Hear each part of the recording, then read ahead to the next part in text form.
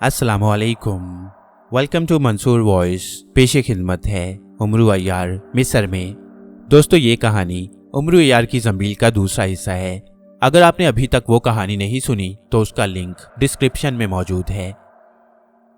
उमरू ने मिस्र में पहुंचकर एक मकान किराए पर लिया और उसमें रहना शुरू कर दिया। उमरू का मिस्र में 2-3 महीने रुकने का इरादा था। वह मिस्र की जी भरकर सैर करना चाहता था। उसके पास 2 कीमती और लाजवाब चीजें थीं, एक ज़ंबील और दूसरी अंगूठी। मगर वो अंगूठी की खूबियों से नावाकिफ था। वो सिर्फ इतना ही समझ पाया कि ये अंगूठी अपने हीरे की बदौलत बेहद कीमती है और इसे किसी वक्त भी फरोख्त करके अच्छी खासी दौलत हासिल की जा सकती है।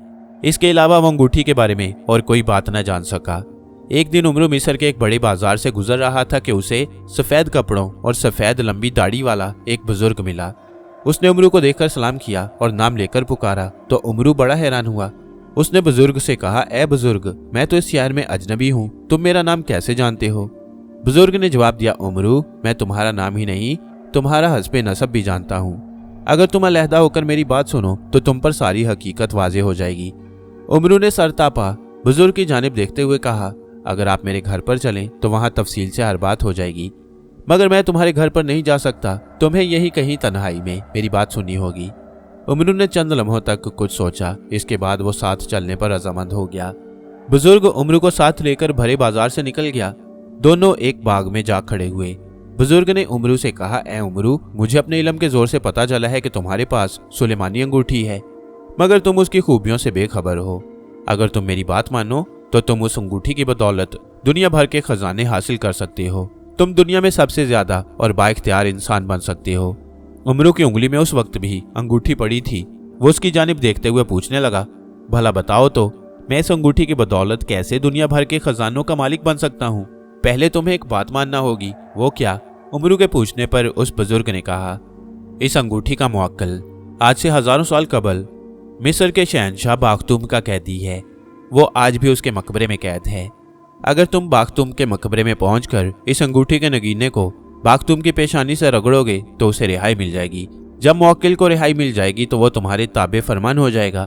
फिर तुम जो भी उसे काम कहोगे वो उसी वक्त करेगा। अगर मैं उस नगीने को मकबरे से बाहर किसी पत्थर से रगड़ूं तो क्या उसे रिहाई नहीं मिल सकती? हरगिज नहीं। तुम्हें हर हाल में मकबरे के अंदर ही पहुंचकर इस नगीने को बाख्तूम की पेशानी से रगड़ना होगा। इस पर उमरू सोच में पड़ गया। बुजुर्ग ने उसका कांधा हिलाते हुए कहा, उमरू, ज्यादा सोचने से कुछ हासिल नहीं होगा। अगर ये मुवक्किल तुम्हें मिल गया तो तुम उससे अपने लिए 7 बादशाहतें भी तलब कर सकते हो। ए बुजुर्ग, तुमने मुझे एक नई फिक्र और सोच में मुब्तला कर दिया। मैं तो बाख्तूम का मकबरा भी नहीं जानता। उस अंगूठी के मुवक्किल को कहां से रिहाई दिलाऊंगा? बाख्तूम के मकबरे के अंदर मैं तुम्हें पहुंचा दूंगा, मगर इस बात के लिए तुम्हें अपनी ज़ंबील मुझे देना होगी। गोया तुम मेरी ज़ंबील के बारे में जानते हो। मैं बहुत कुछ जानता हूँ उमरू, क्या तुम्हें यह सौदा मंजूर है? इस पर उमरू ने नफी में सर हिलाते हुए जवाब दिया, नहीं, हरगिज नहीं। मैं अपनी ज़ंबील किसी कीमत पर किसी को नहीं दे सकता। उमरू की इस बात पर कुछ देर पहले का मुशफ़िक और मेहरबान बुजुर्ग गुस्से में आ गया और अपने दांत पीसते हुए उमरू से बोला, मैं देखूंगा तुम मुझे कैसे अपनी ज़ंबील नहीं देते। मैं तुम्हारा मिस्र में रहना मुहाल कर दूंगा। मैंने ज़ंबील की खातिर तुम्हें अंगूठी का राज बताया है। उमरू भी गुस्से में आकर बोला, मैं तुम्हें इसमें बंद कर दूंगा, समझे? इस पर बुजुर्ग ने मुस्कुराते हुए जवाब दिया, नामुमकिन, तुम मुझे अपनी ज़ंबील में बंद नहीं कर सकते। उमरू को गुस्सा आ गया। उसने ज़ंबील का मुंह खोला तो बुजुर्ग ने आगे बढ़कर उमरू का हाथ पकड़ लिया और एकदम नर्म लबो लहजा इख्तियार करते हुए बोला, उमरू, ऐसा न करना। ये ठीक है कि मैं तुम्हारी ज़ंबील में बंद नहीं हो सकता, मगर पत्थर बनकर रह जाऊंगा और मुझे पत्थर बनना कबूल नहीं। इसके साथ ही बुजुर्ग ने अपने मुंह में कुछ पढ़ा और उमरू की नजरों के सामने से गायब हो गया। बुजुर्ग के गायब होते ही उमरू को यह आवाज सुनाई दी, ए उमरू, मैं राजा इंदर का वो भाई हूँ जिसे इंदर अपना दुश्मन समझता है। मैं कदम कदम पर तुम्हारे लिए मुश्किलात पैदा करूंगा। अगर तुमने ज़ंबील दे दी तो मैं तुम्हारे लिए एक मददगार साथी साबित होऊंगा। तुम नहीं जानते कि मुझे ज़ंबील की कितनी अशद जरूरत है। इस आवाज पर उमरू अपने आप में सख्त परेशान हुआ। वह वहां से सीधा अपने घर पहुंचा और सोचने लगा कि इन हालात में उसे क्या करना चाहिए और क्या नहीं, मगर उसकी समझ में कोई बात ना आई। 3-4 दिन उमरू अपने घर पर ही रहा। वो थोड़ी देर के लिए भी घर से बाहर न निकला। वो हर वक्त इसी सोच और फिक्र में डूबा रहता कि उसे कैसे इस नई मुसीबत से छुटकारा हासिल करना चाहिए। अगर उसने राजा इंदर के भाई का कोई तदारुक ना किया तो वो यकीनन उसके लिए नई सी नई मुसीबतें पैदा कर देगा। और हो सकता है कि वो उससे जंबील भी छीन कर ले जाए। एक दिन उमरू यही बातें अपने दिल में सोचता हुआ खिड़की में बैठा था तो उसे वो डाकू दिखाई दिए जो गार से अपने साथियों की तलाश में निकले थे। ये तादाद में 4 थे और उमरू के नाम से वाकिफ थे और उमरू उनके नामों से वाकिफ था। उनमें से एक का नाम राहील, दूसरे का कीम, तीसरे का जहीर और चौथे का दिलावर था। उन चारों ने बेहतरीन कीमती कपड़े पहन रखे थे और बाजार में अकड़ अकड़ कर चल फिर रहे थे। उमरू उन चारों को देखकर बड़ा हैरान हुआ और फिर उनके लिबास और चाल ढाल से उमरू ने यह अंदाजा लगाया कि ये चारों शानदार जिंदगी बसर कर रही हैं। उमरू ने उनका पता चलाने की खातिर अपना भेस और चेहरा बदला और मकान से निकलकर उन चारों के पीछे पीछे चल पड़ा। चारों डाकू चलते चलते एक दुकान में दाखिल हुए। ये दुकान एक जौहरी की थी। उमरू भी उनके साथ ही दुकान में दाखिल हो गया और यूं ही दुकान में सजे हुए जेवरात और हीरे देखने में मसरूफ हो गया, लेकिन इसके बावजूद उसकी नजर और कान उन्हीं की जानिब लगे हुए थे। जौहरी डाकुओं को देखकर उठ खड़ा हुआ और फिर बड़ी खंदा पेशानी से उन चारों से मिला। उसने उनका हाल अहवाल भी पूछा। इस पर उमरू ने अंदाजा कर लिया कि ये डाकू उससे कबल भी जौहरी के पास आ चुके हैं। जहीर नामी डाकू ने अपनी जेब से एक रुमाल निकाला और उसे जौहरी के सामने खोल दिया। उमरू ने चौर आंखों से देखा तो वो हीरे थे। उमरू ने अपने दिल में कहा, इन डाकू ने अभी तक अपना पेशा नहीं छोड़ा। फिर उसने नजदीक होकर वो हीरे देखे तो हैरान रह गया। ये वही हीरे थे जो वसदुम जिनके पास थे। यकीनन डाकू ये हीरे गार से लाए हैं। उमरू सोच में पड़ गया। इसका मतलब ये हुआ कि डाकुओं ने वसदुम को मारकर खजाना लूट लिया है। मगर वसदुम इनके हाथों कैसे मर गया? वो तो एक जिन था। उमरू की समझ में कुछ ना आया, हत्ता कि डाकू जौहरी के पास तमाम हीरे फरोख्त करने के बाद दुकान से बाहर निकल गई। उमरू जाने लगा तो जौहरी ने उसे आवाज दी, ओ बाबा इधर आओ। उमरू ने एक बूढ़े का रूप धार रखा था, इसलिए जौहरी के बुलाने पर रुक गया। जौहरी ने उसे सर से पांव तक घूरते हुए कहा, बाबा तुम मुझे एक चोर दिखाई देते हो। तुमने यकीनन यहाँ से कोई चीज चुराई है। हाँ भाई, चोर को हर कोई चोर ही दिखाई देता है। क्या मतलब? जौहरी गरज कर बोला, मुझे अपना थैला दिखाओ, मैं तुम्हारी तलाशी लेना चाहता हूँ। जौहरी ने उमरू की जंबील की जानिब हाथ करते हुए कहा। इस पर उमरू ने फौरन जंबील को मजबूती से हाथ में पकड़ लिया और जौहरी से कहा, भाई इसमें कोई शय नहीं है, ये तो खाली है। तुम झूठ बोल रहे हो, तुमने यकीनन इस थैले में कोई शय डाली है। मैं अपने ग्राहकों की जानिब मुतवज्जा था, इसलिए देख ना सका। ये गलत है, मैंने थैले में कुछ नहीं डाला और ना ही मैं चोर हूँ। उमरू भी गरज कर बोला। उन दोनों की बहस पर राह चलते लोग रुक गए। कुछ तो उमरू के तरफदार हो गए और कुछ जौहरी के। एक आदमी ने उमरू से कहा, नेक वक्त, अगर तुम्हारे थैले में कोई शय नहीं तो इसे दिखा क्यों नहीं देते? हाँ हाँ दिखा दो। दूसरे लोग भी तायद में बोले। इस जौहरी का शक दूर कर दो, एक और शख्स बोला। इस पर उमरू ने सबकी तरफ देखा, फिर अपनी जंबील को उल्टाते हुए बोला, लो देख लो, इसमें कोई शय नहीं। उमरू ने जूही जंबील को उल्टा किया, उसमें से लातादाद चूहे निकले और दुकान में भागने शुरू हो गए। छोटे बड़े, सफेद भूरे, कई किस्म के चूहे। जौहरी उन चूहों को देखकर बौखला उठा, मगर राहगीरों का मारे हंसी के बुरा हाल हो रहा था।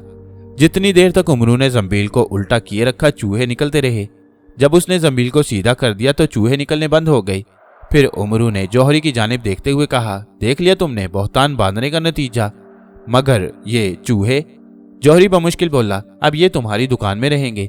उमरू ने इतनी बात की और लोगों के हजूम से निकलकर गायब हो गया। जौहरी ने दुकान के अंदर नजर डाली तो उसे चूहों के सिवा कोई शय दिखाई नहीं दे रही थी। वह वहीं सर पकड़कर बैठ गया। लोग हंसते और बातें बनाते चले गए। उमरू को जल्द ही डाकुओं के ठिकाने का पता चल गया। वो चारों शहर से बाहर एक मकान में रहते थे। एक दिन उमरू ने जंबील संभाली और अपने दिल में कहने लगा, आज मैं उन डाकुओं को कैद करके छोड़ूंगा। उन्होंने वसदूम को मारकर अच्छा नहीं किया। इन जालिमों को इसकी सजा जरूर मिलनी चाहिए। अपने दिल में इस बात का ख्याल करते हुए उमरू डाकुओं के मकान की जानिब चल पड़ा। अभी वो रास्ते में था कि उसे किसी की आवाज सुनाई दी, उमरू तुम उन डाकुओं को कुछ ना कहना, मैं उनसे इंतकाम लेने के लिए पहुंच चुका हूं। तुम कौन हो? मैं वसदूम की रूह हूं। मैं बेखबर गार में पड़ा था कि ये चारों डाकू गार में दाखिल हुए। इन्होंने मुझे देखा तो उसी वक्त आग दिखाकर मुझे जला डाला। अगर ये हथियारों से मुझ पर हमलावर होते तो मैं कभी न मरता, मगर आग की वजह से मुझे मरना नसीब हो गया। मेरी रूह कई दिनों से इनकी तलाश में थी। शुक्र है कि ये मुझे मिल गई। अब मैं इनसे ऐसा खौफनाक इंतकाम लूंगा कि दुनिया नसीहत पकड़ेगी। ए वसदूम, क्या तुम मेरे सामने नहीं आ सकते? नहीं उमरू, मैं मजबूर हूँ। इस हाल में मैं तुम्हारे सामने नहीं आ सकता। चंद लम्हों की खामोशी के बाद, मगर जल्द ही तुम मुझे असली रूप में पाओगे। उमरू ने अपनी तसल्ली के लिए वसदूम से पूछा, तुम इनसे कैसा इंतकाम लोगे वसदूम? मुझे बताओ तो सही। अगर तुम देखना ही चाहते हो तो कल नील के मगरबी हिस्से में पहुंच जाना। वहां तुम्हें एक डाकू अपने अंजाम को पहुंचा हुआ मिल जाएगा। इसके बाद उमरू वसदूम से नील के मगरबी किनारे पर आने को कहकर वापस अपने घर की जानिब चल पड़ा। जिस दिन राजा इंदर के भाई ने उमरू को यह धमकी दी थी कि वो उसके रास्ते में सख्त मुसाइब और मुश्किलात पैदा करेगा, उसी दिन से उमरू सख्त मोहतात हो गया और उसने जंबील को भी एक मजबूत रस्सी से अपनी कमर के गिर्द बांध लिया। जब वो वसदूम से मिलने के बाद अपने घर पहुंचा तो दरवाजे पर एक बच्चे को पाकर बड़ा हैरान हुआ। बच्चा इंतहाई खूबसूरत और भोला भाला था और खेल रहा था। उमरू ने उसे गोद में उठा लिया। बच्चा उमरू की गोद में पहुंचते ही सो गया। उमरू ने अपने इर्द गिर्द के हमसायों से पूछा कि यह बच्चा किसका है। किसी ने भी बच्चे के बारे में कोई बात न की और ना ही किसी ने उसके बारे में कुछ बताया। फिर उसने सोचा कि वो इस बच्चे को शाही खैरात खाने में दाखिल कराए तो अच्छा है, ताकि वहां इसकी परवरिश होती रहे। ये सोचने के बाद उमरू बच्चे को लेकर अपने कमरे में चला आया। वहां उसने बच्चे को चारपाई पर लिटा दिया और खुद एक बोरिया लेकर जमीन पर लेटा रहा। उमरू ने सोचा था कि कुछ देर सस्ताने के बाद वो बच्चे को लेकर शाही यतीम खाने की जानिब रवाना हो जाएगा। उमरू अपनी आंखें बंद किए लेटा था कि उसे कुतर कुतर की आवाज सुनाई दी। उमरू ने एकदम अपनी आंखें खोल दी तो उसने अपने पास ही एक चूहे को जंबील की रस्सी कुतरते हुए देखा। उमरू ने उसे शिशकारा तो चूहा एक कोने में जा खड़ा हुआ। उमरू के देखते ही देखते वो चूहा शेर के कद के बराबर हो गया। उमरू एकदम उठ खड़ा हुआ। उसने चारपाई की जानिब देखा तो बच्चा गायब था। उमरू उसी वक्त समझ गया कि यह शरारत राजा इंदर के भाई की है। उसने अपने किसी जिन को बच्चे के रूप में भेजा है। चूहा शेर के बराबर होकर उमरू की जानिब घूरने लगा और उस पर हमलावर होने की गर्ज से बढ़ा। उमरू ने उसी वक्त जंबील का मुंह खोला और बोला, चल जंबील में। चूहा उसी वक्त अपनी जगह से उछला और जंबील में जा गिरा। जब उमरू ने चूहे को बंद किया तो उसे एक आवाज सुनाई दी, उमरू, मैं फिर किसी को तुम्हारे पास भेजूंगा जो जंबील को हासिल करके रहेगा। हाँ हाँ जरूर भेजना, मैं उसे भी जंबील में बंद करके रहूंगा। उमरू की इस बात पर उसे एक जबरदस्त गरज सुनाई दी।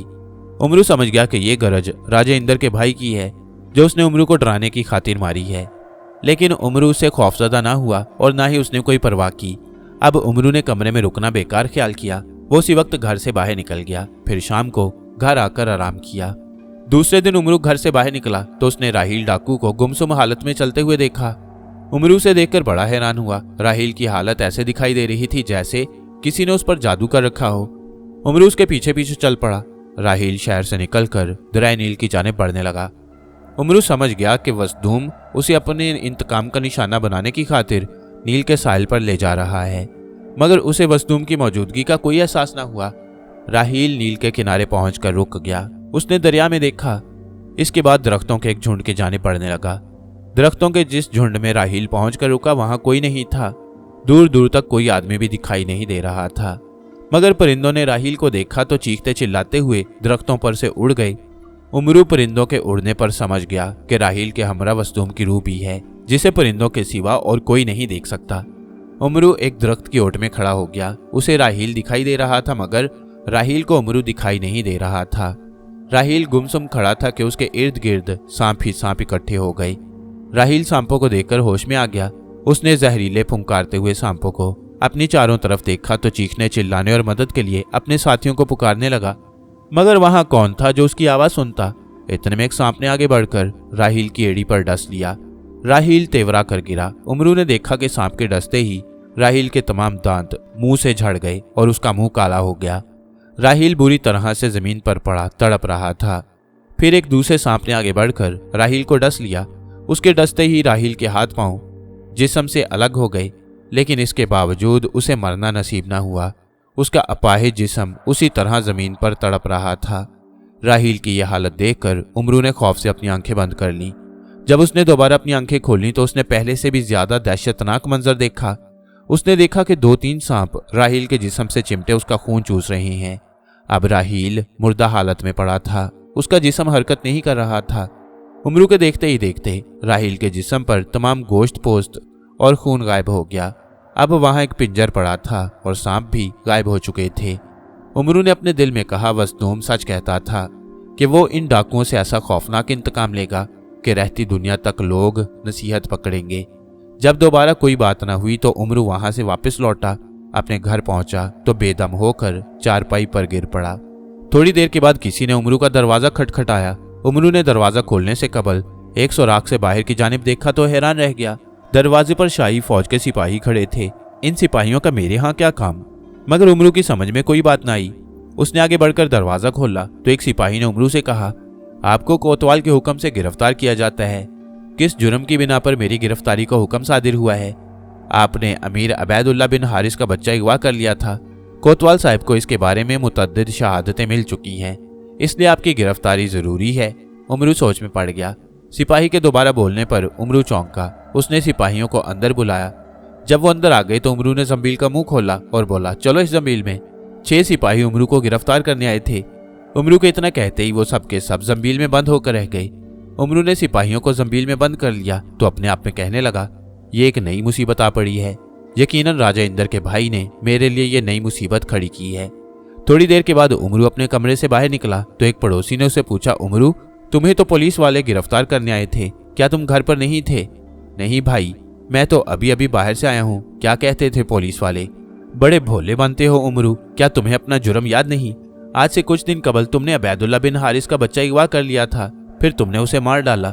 इस जुर्म की बिना पर पुलिस तुम्हें गिरफ्तार करने आई थी, मगर वो बच्चा तो अमीर अबैदुल्ला का नहीं था। ये बात तुम खलीफा के रूबरू कहना, हम तो इतना जानते हैं कि हम सब ने तुम्हारे हाथों में अमीर अबैदुल्ला का बच्चा देखा था। पड़ोसी इतना कहकर चला गया तो उमरू कमरे में दाखिल होकर चारपाई पर बैठ गया। ये उसके लिए नई परेशानी थी। उमरू समझ गया कि बच्चे के अगवा की बात उसके गिरदोनवा में पूरी तरह से फैल चुकी है और हर किसी को यकीन है कि बच्चा उसी ने अगवा किया है। हालांकि वो बच्चा एक जिन था। उमरू अभी तक इसी सोच में पड़ा था कि किसी ने दोबारा उसका दरवाजा खोल दिया। दरवाजे पर कोतवाले शहर और सिपाही खड़े थे। कोतवाल ने कहर आलूद नजरों से उमरू की जानिब घूरते हुए कहा, मैंने अभी तुम्हारी गिरफ्तारी के लिए सिपाही भेजे थे, क्या वो यहाँ नहीं आए? जी नहीं हजूर, मैंने तो किसी सिपाही को नहीं देखा। इतने में वही पड़ोसी जिसने उमरू से बातें की थी आगे बढ़कर कोतवाल से बोला, हजूर, सिपाही आए थे मगर उमरू को घर पर ना पाकर वापस चले गए। इस पर कोतवाल ने आगे बढ़कर उमरू को गिरफ्तार किया और कैद खाने की जानिब चल पड़ा। रास्ते में जिस किसी को पता चला कि उमरू ने अमीर के बच्चे को अगवा करके मार डाला है, उसने उमरू पर लान तान की। हत्ता के कैद खाने तक एक अच्छा खासा हजूम उमरू के इर्द गिर्द हो गया।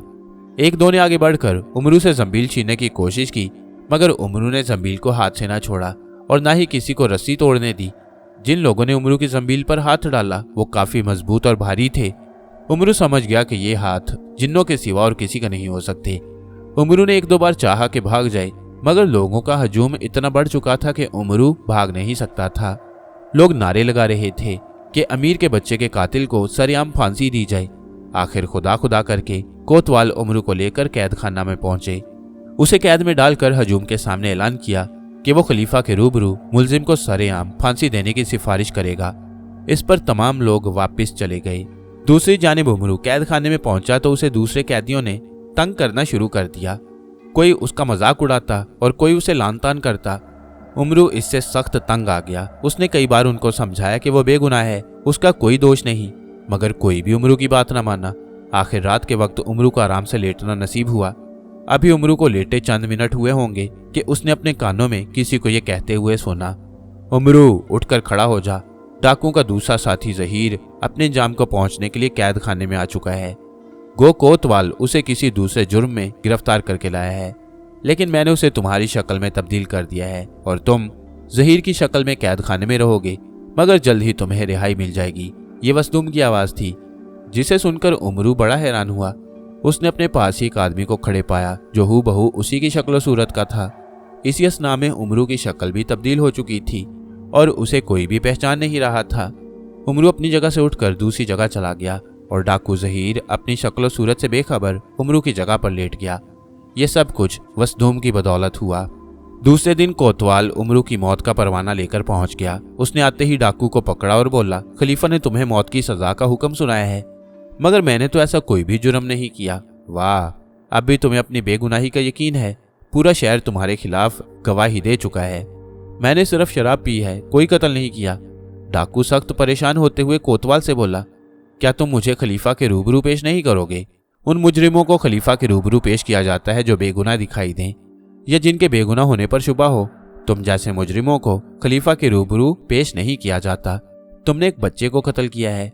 इस पर डाकू ने बेहद वावेला किया और चीखा चिल्लाया, मगर किसी ने उसकी बात न सुनी, बल्कि शहर के एक चौराहे में ले जाकर फांसी पर चढ़ा दिया।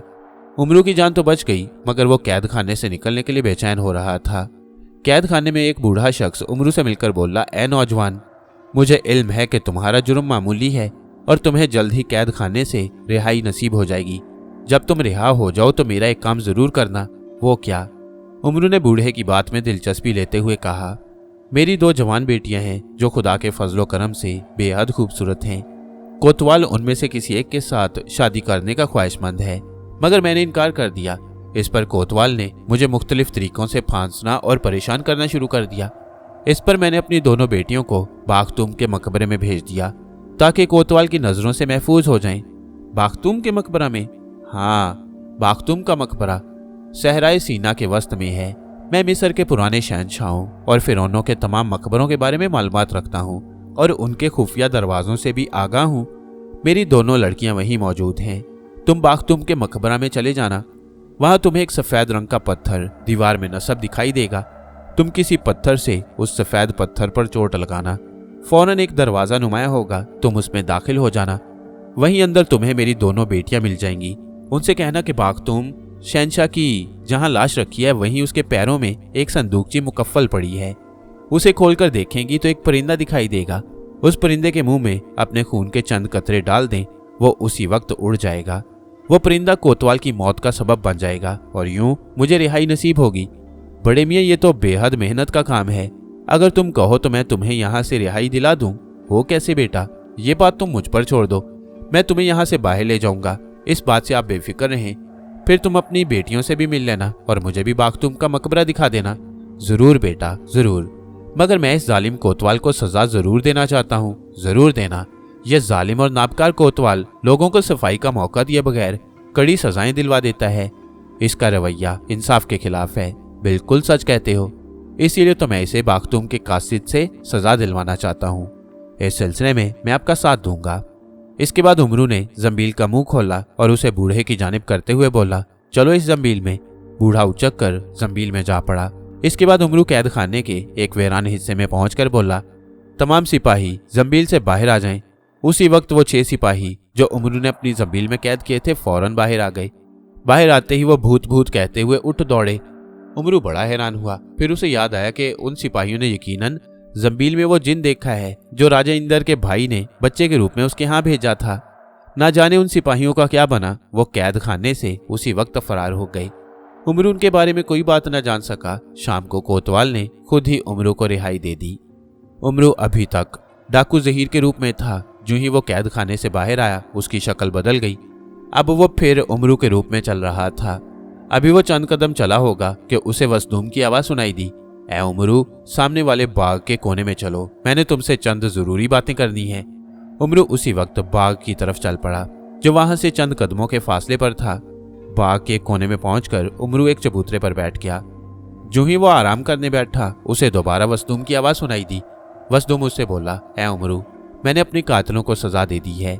एक नील के साहिल पर मरा, दूसरे ने कानून के हाथों सजा पाई, 2 अपने घर पर मरे पड़े हैं। पहले तुम उनको जाकर देखना, इसके बाद कहीं और जाना, ताकि तुम भी नसीहत पकड़ो कि जिन्नों को नुकसान पहुंचाने का क्या नतीजा निकलता है।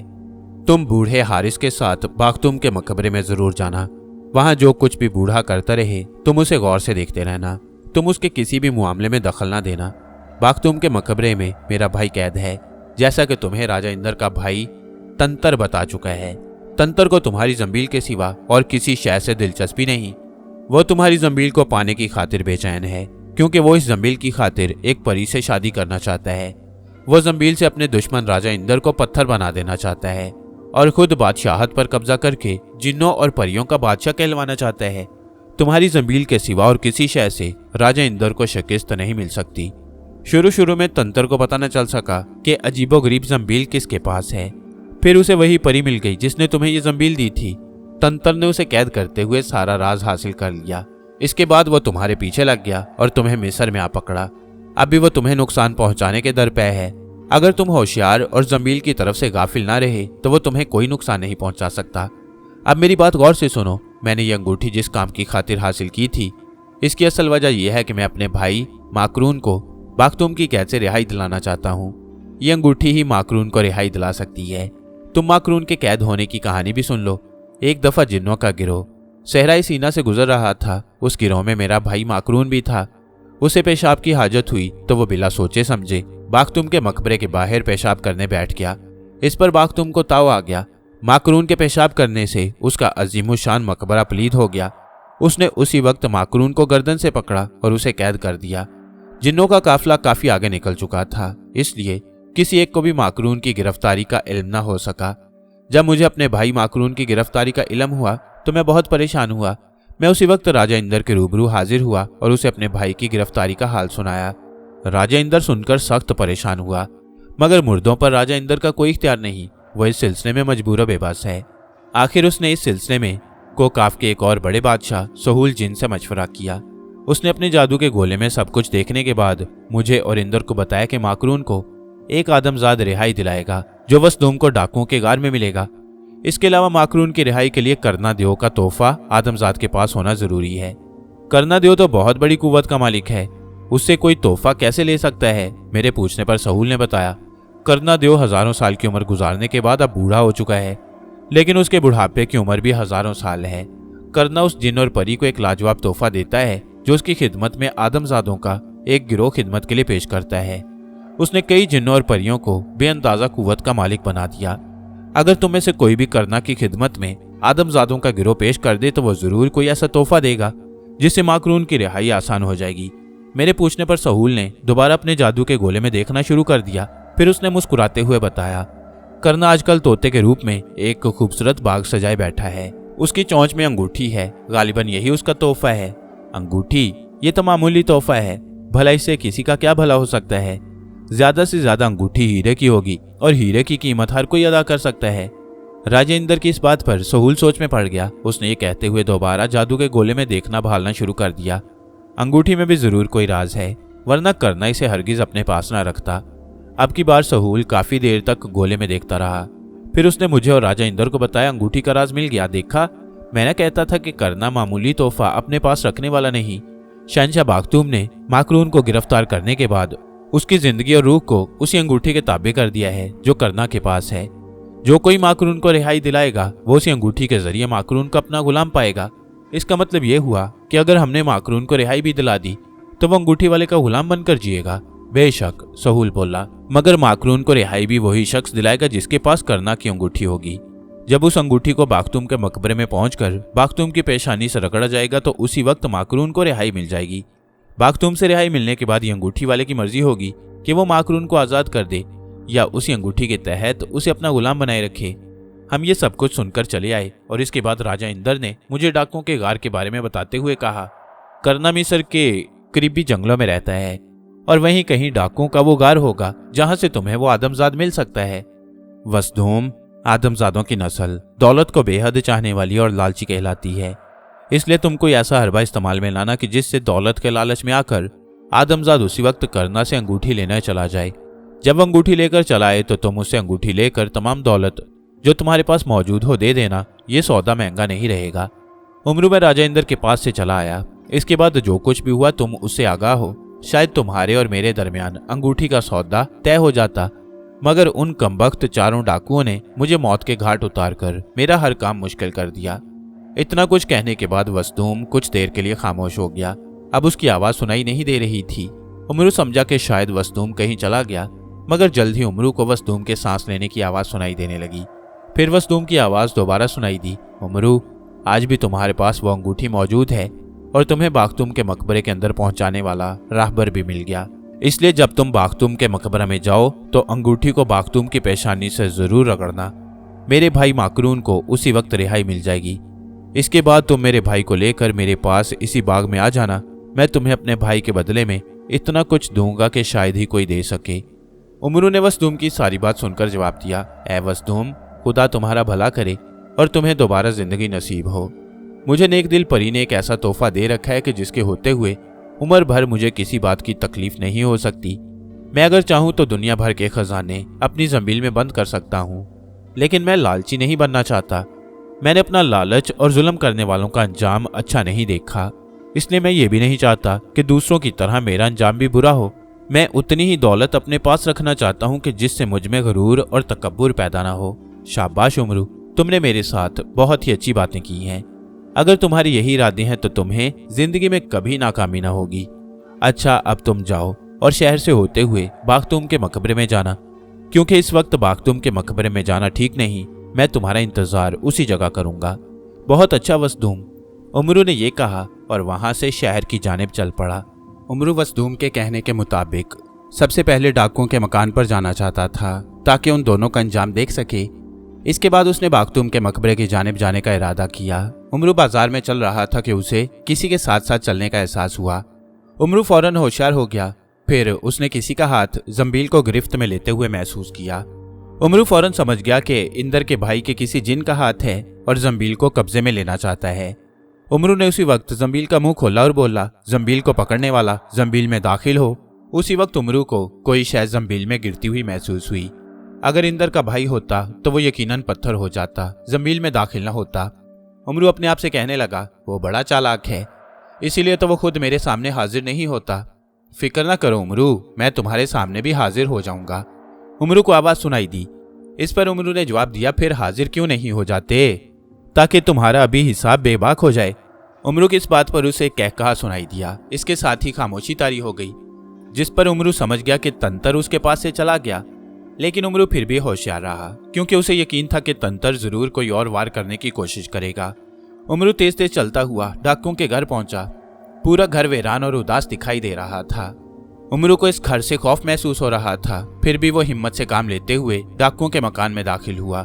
अंदर का दरवाजा चौपट खुला था। उमरू अंदर दाखिल हुआ तो देखकर डर गया। दोनों डाकुओं की गर्दनें अलग पड़ी थीं और दो खौफनाक अजदहे एक एक की गर्दन से चिमटे हुए खून चूस रहे थे।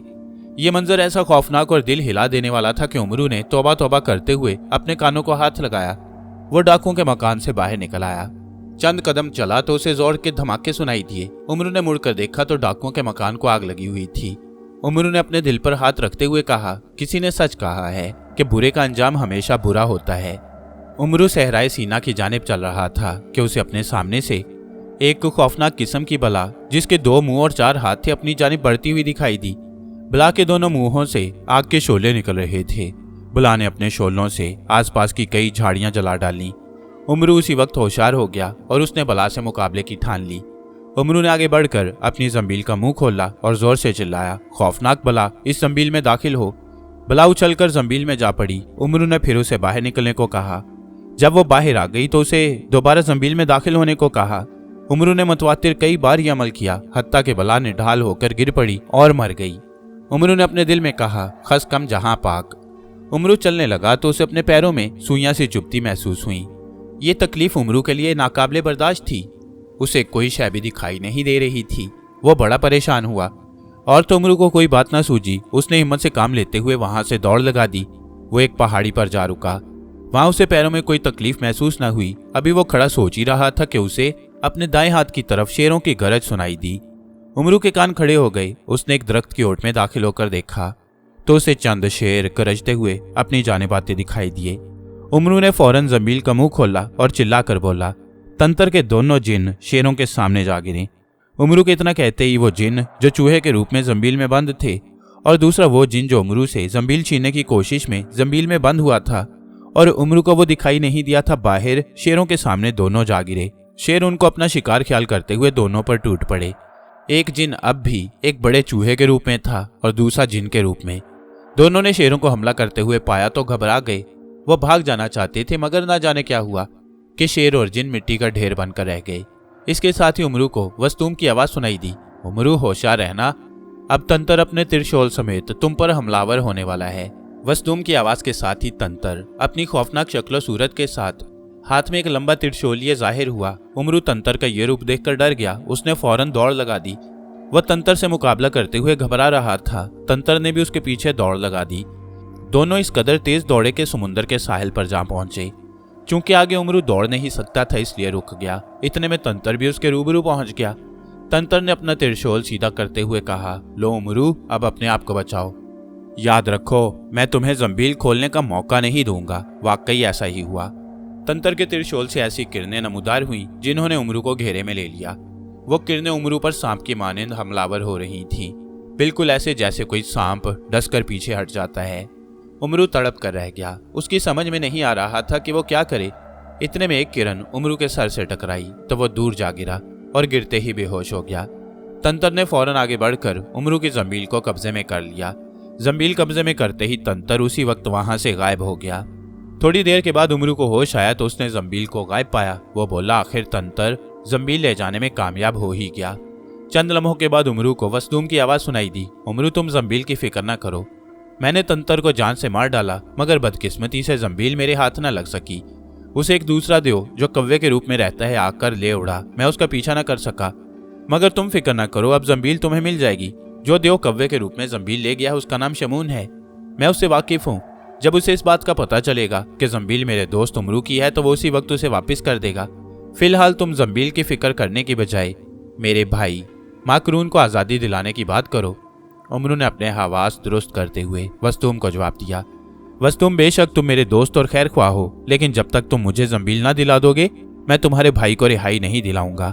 क्या तुम्हें मुझ पर भरोसा नहीं? तुम पर भरोसा है वस्तुम, मगर शमून पर कोई भरोसा नहीं जिसके कब्जे में जंबील है। उमरू मैं तुमसे अहद करता हूँ कि अगर मेरी जान भी चली गई तो मैं तुम्हें जंबील जरूर दिला दूंगा। उमरू ने अपने माथे पर हाथ फेरते हुए कहा, ए वस्तुम मेरी बात का बुरा ना मनाओ, मुझे जंबील दिला दो, उसके बाद जो कहोगे मैं वही करूंगा। तुम बहुत जिद्दी हो उमरू, अगर जंबील लेने पर बजिद हो तो तुम्हें सबसे पहले नील के साहिल पर जाना होगा। वहां खड़े होकर तुम ये कहना, मैं आया हूं, मैं आया हूं, मैं देवनगर से आया हूं, जिन और परियां साथी मेरे सबको जीत कर आया हूं। तुम्हारी इस आवाज पर वहां एक स्यारंग की कश्ती आ जाएगी, तुम बिला खौफ व खतर उस कश्ती में सवार हो जाना। वो कश्ती तुम्हें एक जजीरे पर ले जाएगी। जजीरे की जमीन पर कदम रखते ही तुम फिर वही कुछ कहना जो तुमने साहिल नील पर खड़े होकर कहा। उसी वक्त दो सियारो जिन नमूदार होंगे, उन जिन्नों के पर होंगे, वो तुम्हें पकड़कर एक पहाड़ी पर ले जाएंगे। पहाड़ी पर एक महल बना होगा जो काला स्याह होगा, उसके दरवाजे पर 4 परियां हाथों में तलवारें लिए मिलेंगी। तुम उनके करीब चले जाना और फरियाद करते हुए कहना, मैं दुनिया के जिस हिस्से में सूरज गुरूब होता है वहां से आया हूँ, परियां और जिन मेरे साथी हैं, मैं उन सबकी मदद से यहाँ पहुंचा हूँ, और शमून जिन से जो कालों का दोस्त और गोरों का दुश्मन है मिलने की जबरदस्त ख्वाहिश रखता हूँ। इस पर वो परियां तुम्हें शमून के पास ले जाएंगी। उसी वक्त शमून के पास मैं भी पहुंच जाऊंगा, फिर हम दोनों उसे जंबील देने की दरख्वास्त करेंगे। वस्तुम इतना कुछ बताने के बाद खामोश हो गया। उमरू बोला, वस्तुम तुम्हारी बात ने तो मुझे और भी परेशान कर दिया है। मुझे तो ऐसा दिखाई दे रहा है कि जब मैं शमून के रूबरू पहुंचूंगा तो वह मुझे एक नई मुहिम के लिए कहेगा। इस तरह मैं तो सारी जिंदगी जिन्नों और परियों के चक्कर से नहीं निकल सकता। उमरू बददिल ना हो, अगर तुमने हिम्मत ना हारी तो तुम जल्द ही तमाम कामों से फारिग होकर अपने भाई बंदों में जा मिलोगे। खुदा तुम्हारी जुबान मुबारक करे वस्तुम, अब तो अपने वतन बसरे जाने को बेहद जी चाहता है। वस्तुम ने उमरू की इस बात का कोई जवाब ना दिया। इस पर उमरू ने कहा, अच्छा वस्तुम मैं नील के साहिल पर चलता हूँ। हाँ उमरू तुम अपना सफर शुरू करो, मैं भी शमून के रूबरू चलने की तैयारी करता हूँ। उमरू ने नील के साहिल पर पहुंचने से कबल डटकर खाना खाया। इसके बाद नील के साहिल पर जा पहुंचा और दूसरे किनारे की जानिब मुंह करते हुए बोला, मैं आया हूँ, मैं आया हूँ, मैं देवनगर से आया हूँ, जिन और परियां साथी मेरे सबको जीत के आया हूँ। उमरू की इस बात पर एक तेज हवा का झोंका आया जिससे उमरू गिरते गिरते बचा। चंद लम्हों के बाद उमरू ने एक कश्ती जिसका रंग काला था साहिल की जानिब बढ़ते हुए देखी। वो कश्ती उमरू के पास आकर रुक गई। उसमें कोई मल्लाह नहीं था। उमरू उसमें सवार हो गया तो कश्ती खुद ब खुद उसी जानिब चल पड़ी जिधर से आई थी। उमरू बड़ा हैरान था कि कश्ती बगैर किसी मदद के चल रही है। थोड़ी देर के बाद कश्ती एक वीरान जजीरे के किनारे जा रुकी। उमरू उतरकर किनारे पर पहुंचा तो उसने दोबारा वही कुछ कहा जो वो साहिल नील पर कह चुका था। उमरू के इतना कहते ही 2 स्याह जिन लंबे दांतों और लंबे बालों वाले उमरू के रूबरू जाहिर हुए। उन दोनों जिन्नों के पर भी थे। उनके रंग काले स्याह थे और कौवों से मिलते जुलते। उमरू ने अपने दिल में कहा, शमून जिन कौवों की नस्ल से है और उसके जिन भी कौवे जिन हैं। उमरू की सोच पर एक जिन बोला, ए आदमजाद तुम्हारी सोच दुरुस्त है, बेशक हम वो कौवे हैं जिन्हें इंदर ने जिन्नों का रूप बख्श दिया है। आओ हम तुम्हें अपने आका शमून के पास ले चलें। इस पर दोनों जिन्नों ने उमरू का एक एक बाजू पकड़ा और उसे लेकर फिजा में उड़ गए। अगर सफर लंबा होता तो उमरू थक जाता, मगर जिन्नों ने जल्द ही उसे एक पहाड़ पर पहुंचा दिया। पहाड़ी पर पहुंचते ही वो दोनों जिन उमरू की नजरों के सामने से गायब हो गए। उमरू ने इधर उधर घूम फिरकर देखा तो उसे अपने से चंद कदमों के फासले पर एक काला स्याह खौफनाक और बेहंगम सा महल दिखाई दिया। वो महल क्या था? एक तराशा हुआ पहाड़ी का हिस्सा था। उमरू चंद मिनट तक सस्ताया, उसके बाद महल की जानिब चल पड़ा। उमरू महल के नजदीक पहुंचा तो वसदूम के कहने के मुताबिक उसने 4 परियों को महल के दरवाजे पर पाया। ये परियां भी स्याह रंग की थीं, इनके पर भी स्याह थे, हाथों में नंगी तलवारें लिए खड़ी थीं। उमरू ने आगे बढ़कर उनसे कहा, ए नेक दिल परियो, मैं दुनिया के जिस हिस्से में सूरज गुरूब होता है वहां से आया हूँ। परियां और जिन मेरे साथी हैं। मैं उन सबकी मदद से यहाँ तक पहुंचा हूँ और शमून जिन से, जो कालों का दोस्त और गोरों का दुश्मन है, मिलने की जबरदस्त ख्वाहिश रखता हूँ। ऐ आदमजाद, बेशक तुम वहां से आए हो जहां परियों और जिन्नों के पर जलते हैं। हम तुम्हारा अदब करते हैं और तुम्हें अपना मेहमान समझते हैं। अगर तुम हमारे आका से मिलने के ख्वाहिशमंद हो तो सबसे पहले तुम्हें आग के दरिया में नहाना होगा ताकि तुम्हारा गंदुमी रंग स्याह हो जाए। हमारा आका इसी शक्ल सूरत में तुमसे मुलाकात कर सकता है। अगर अपने इस रंग में तुम्हें अंदर जाने दिया तो हमारा आका तुमसे बात तक नहीं करेगा। उमरू के लिए ये एक नई मुहिम और नया इम्तिहान था। बेचारा सख्त परेशान हुआ।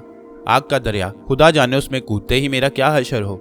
शायद मेरा तमाम जिस्म जलकर कोयला हो जाए। अगर मैं जल गया तो क्या मेरी रूह शमून के रूबरू हाजिर होगी। उमरू यही कुछ सोचता हुआ तरद्दुद में खड़ा था कि दो परियों ने उसे बाजू से पकड़ा और महल की पुश्त पर ले गईं। वहां एक दरिया बह रहा था। उस दरिया का पानी स्याह था और उसमें से भाप निकल रही थी। एक परी बोली, ए आदमजाद, खौफजदा न हो।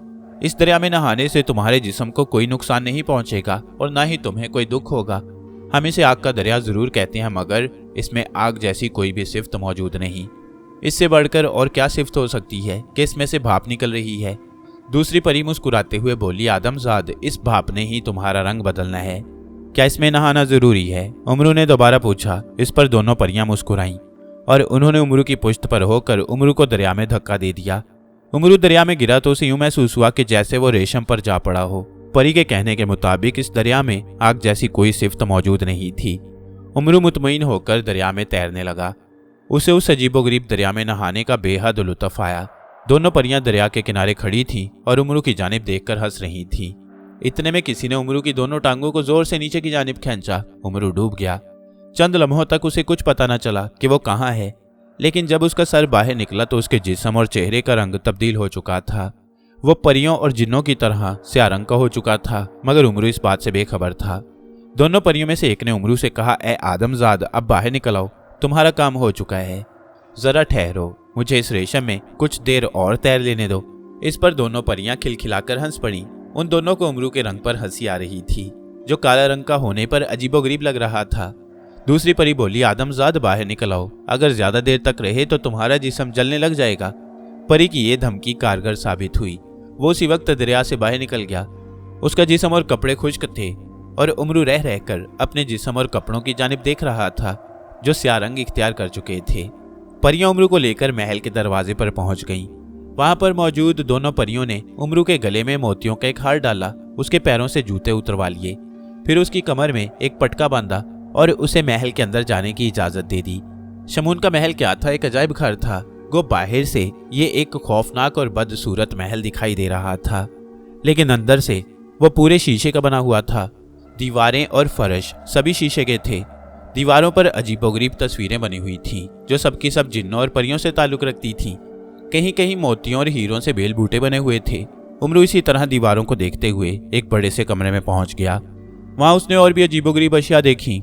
कमरे के हर कोने में एक छोटा सा महल बना हुआ था।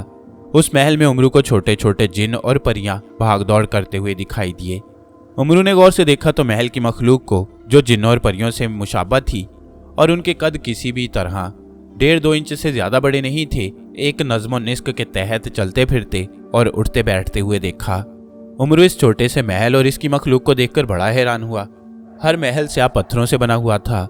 उमरू आगे बढ़ा तो उसे एक महल में दुनिया भर के दरिंदे दिखाई दिए और उन दरिंदों के कद भी महल की मुनासबत से थे। उमरू ने वहां ऐसे भी दरिंदे देखे जिनको उसने पहले कभी ना देखा था। उससे अगले महल में उसने परिंदों को देखा। परिंदे भी लातादाद किस्मों के थे। उमरू ने छोटे छोटे परिंदों को उड़ते और महल में इधर उधर भागते दौड़ते हुए देखा तो बड़ा हैरान हुआ। चौथे कोने वाला आखिरी महल सुनसान और वीरान दिखाई दे रहा था। उमरू ने उसमें झांका तो उसे महल के बड़े कमरे में एक आदमी को जंजीरों में कैद पाया। उस आदमी का कद भी 1.5-2 इंच से बड़ा नहीं था। उमरू से देखकर बड़ा हैरान हुआ, मगर उसकी समझ में कोई बात न आई। इतने में उमरू को उस कैदी आदमी की नहीफो नजार आवाज सुनाई दी, ऐ मेरे भाई, खबरदार रहना, यहाँ की किसी शय के बारे में किसी से कोई बात न करना और ना ही किसी से कुछ पूछना, वरना मेरी तरह कैद होकर रह जाओगे, और ना ही आदमखोर चुड़ैल को मारने का अहद करना। उमरू ने पूछा, क्या तुमसे कोई बात नहीं हो सकती? नहीं, बस इतना ही जानो कि मैं भी तुम्हारी तरह शमून का अजीबोगरीब महल देखने के जुनून में अपने घर से चला, मगर मुझे दोबारा घर जाना नसीब ना हुआ। इससे बढ़कर मैं तुम्हें कुछ नहीं बता सकता और ना ही तुम मुझसे कोई बात करना। उमरू चुप हो गया, मगर उसे रह रहकर अपने हमजिन्स पर रहम आ रहा था। उसने अपने दिल में सोचा कि अगर शमून ने उससे अच्छा सलूक किया तो वो इस आदमी की रिहाई के बारे में जरूर सिफारिश करेगा। इसके बाद उमरू कमरे के वस्त में जा खड़ा हुआ। वहां उसने फर्श की जानिब देखा तो और भी हैरान हुआ। समुंदर की तमाम मखलूक, मछलियों से लेकर खौफनाक मगरमच्छों तक, शीशे के फर्श के नीचे तैर रही थी। खूबसूरत रंगों वाली मछलियां और बदसूरत दूसरे जानवर सभी तैरते हुए दिखाई दे रहे थे। ये भी 1-2 इंच से बड़े नहीं थे। उमरू बड़ा हैरान हुआ और खुश भी, क्योंकि उसने आज तक ऐसा अजीबोगरीब और बेमिसाल महल कहीं नहीं देखा था। इस महल में दुनिया भर की मखलूक थी और हर कोई अपने अपने हस्बे हाल रह रहा था। उमरू इसी तरह गुमसुम और हैरान खड़ा था कि उसे अपने सामने वाली दीवार हरकत करती हुई दिखाई दी। चंद लम्हों के अंदर अंदर उसमें एक खूबसूरत दरवाज़ा नमूदार हुआ। उस दरवाजे के अंदर भी एक कमरा दिखाई दे रहा था। किसी ने उमरू को आवाज़ दी, ए आदमजाद, आगे बढ़ और हमारे आका शमून से मुलाकात कर। उमरू उसी वक्त दरवाजे को अबूर करके दूसरे कमरे में जा पहुंचा। उस कमरे में कोई भी मौजूद ना था, लेकिन यह कमरा पहले से खूबसूरत था। ये पूरा कमरा हीरों और मोतियों से सजा हुआ था। हर दीवार में हीरे जगमग जगमग कर रहे थे। ऐसे ऐसे कीमती मोती और पत्थर नस्ब थे कि उमरू की आंखें चुंधिया कर रह गईं। उमरू हैरान खड़ा था कि उसे मौसीकी की आवाज़ सुनाई दी। ऐसी मौसीकी उसने आज तक नहीं सुनी थी। इसी असना में उसने छत की जानिब देखा तो वहां उसने एक खुशनुमा झोले को जमीन की तरफ आते हुए पाया। उमरू एक तरफ होकर खड़ा हो गया। वो झोला नीचे उतर आया तो उमरू की हैरानी में और भी इजाफा हुआ। झोले में एक पहाड़ी कौवा बैठा था। उमरू समझ गया कि यही कौवा शमून जिन है। वो उसी वक्त अदब से कौवे के सामने झुका और बोला, ए शमून, एक आदमजात का सलाम कबूल हो। कौवे ने पहले तो काएं काएं की, इसके बाद उमरू से बोला, ए आदमजाद, तू खुशकिस्मत है कि मुझ तक पहुंच गया, वरना जिस किसी ने मेरे महल को देखा वही अपने हवास खो बैठा। वसदूम ने जो कुछ तुम्हारे बारे में बताया था उससे कहीं बढ़कर तुम्हें बाहौसला और दलेर पाया। क्या वसदूम आपके पास पहुंच चुका है? उमरू की इस बात पर उमरू को वसदूम की आवाज़ सुनाई दी, ए उमरू, फिक्र न कर, मैं अपने मेहरबान दोस्त शमून के पास बैठा हूँ, तो बिला धड़क अपनी ख्वाहिश का इजहार कर, मैं शमून से सिफारिश करूँगा। इस पर उमरू समझ गया कि वसदूम ने जंबील के बारे में शमून से कोई बात नहीं की, मगर उसे वसदूम की मौजूदगी से हौसला जरूर हुआ। उमरू ने शमून से मुखातिब होते हुए कहा, ऐ शमून, नेकी नेकी होती है और बुराई हर हाल में बुराई। मैंने जिंदगी की भागदौड़ में यह नतीजा निकाला है कि जो कोई किसी से बुरा करता है उसका अंजाम भी बुरा होता है। वो अपने गुनाहों की बदौलत हर वक्त मुसीबतों में गिरफ्तार रहता है, लेकिन जो शख्स नेकी करता और नेकी चाहता है उसे दुनिया में कोई दुख नहीं होता। अगर उस पर मुश्किलों के पहाड़ भी आ गिरें तो उसकी सब मुश्किलें और मुसीबतें दूर हो जाती हैं। इसी तरह किसी पर एहसान भी किया हुआ ज़ाया नहीं जाता। ऐ शमून, एहसान करके भुला देना सबसे बड़ी नेकी और एहसान करके उससे भले या नाम की तवक्को रखना फजूल है। क्या आदमजाद और क्या जिन्नात, सभी को कानून कुदरत का पाबंद होना चाहिए। मैंने एक परी पर एहसान किया कि उसे भूखा मरने से बचाया और उसके जख्मों पर पट्टी बांधी। मेरे लिए ये एक मामूली बात थी, मगर उस नेक दिल परी ने इसे एहसान अजीम करार देते हुए मुझे ये नाम दिया कि अपनी अजीबोगरीब और लासानी जंबील मेरे हवाले कर दी। मगर बदकिस्मती से वो जंबील मुझसे तंतर ने छीन ली जो राजा इंदर का बदकार भाई था और जिसे वसदूम ने उसकी बुराइयों पर सख्त तरीन सजा दी। लेकिन इसके बाद वो जंबील आप ले उड़े और अब वो आपके पास है।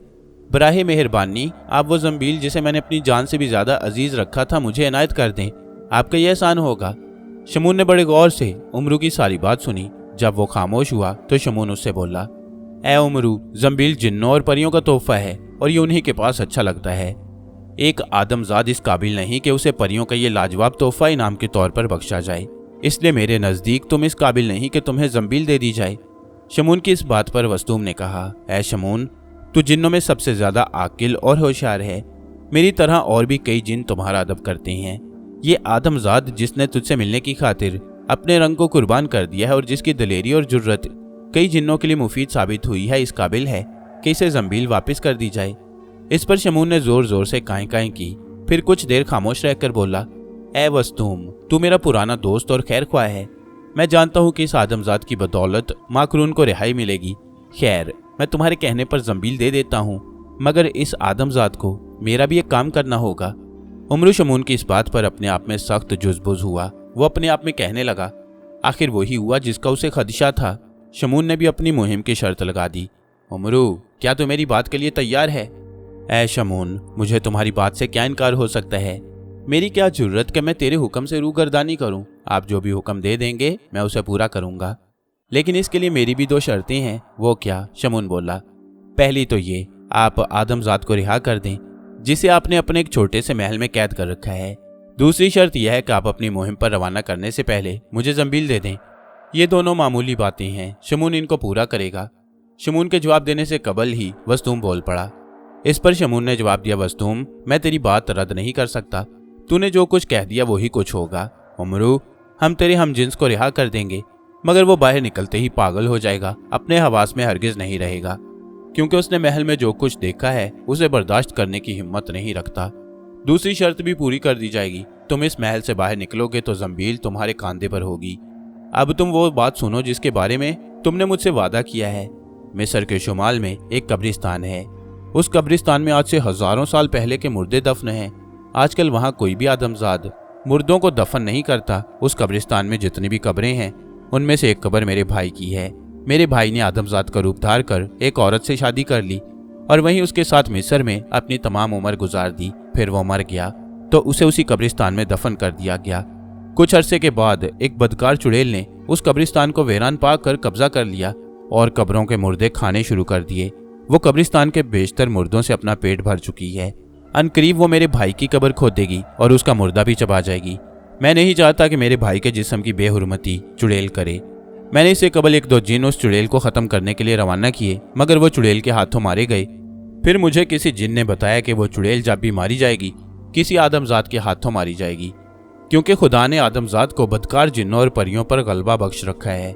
मैंने सहूल जिन की इस बात पर कई आदमजादों को पकड़ा, उन्हें अपने यहाँ बुलाया, इनाम इकराम का लालच दिया और चुड़ैल को जान से मारने के लिए कहा, मगर आदमजाद चुड़ैल का नाम सुनते ही जान हार गए। कोई भी उसे मारने के लिए तैयार न हुआ। फिर इत्तेफाक से तुम यहाँ पहुँच गए। अब मुझे तुम्हारी दिलेरी पर यकीन है कि तुम उस चुड़ैल को जरूर जान से मार डालोगे और मेरे भाई की लाश को उस चुड़ैल की खुराक बनने से बचाओगे। ए उमरू, अब तुम जा सकते हो, इससे ज्यादा मैं कुछ नहीं कह सकता। उमरू ने कुछ कहना चाहा, मगर उसी वक्त वो कौवा उसकी नजरों के सामने से गायब हो गया और उमरू महल से बाहर आ गया। उमरू शमून के महल से बाहर आया तो पहरेदार परियां उसके गिर्द इकट्ठी हो गईं। एक ने उमरू के गले से माला उतारते हुए कहा, उमरू, अगर तुम्हारे गले में यह माला ना होती तो तुम महल की कोई शय ना देख सकते। दूसरी परी ने उमरू को उसका जूता देते हुए कहा, लो उमरू, अपना जूता भी संभाल लो। उमरू ने जूता पहन लिया।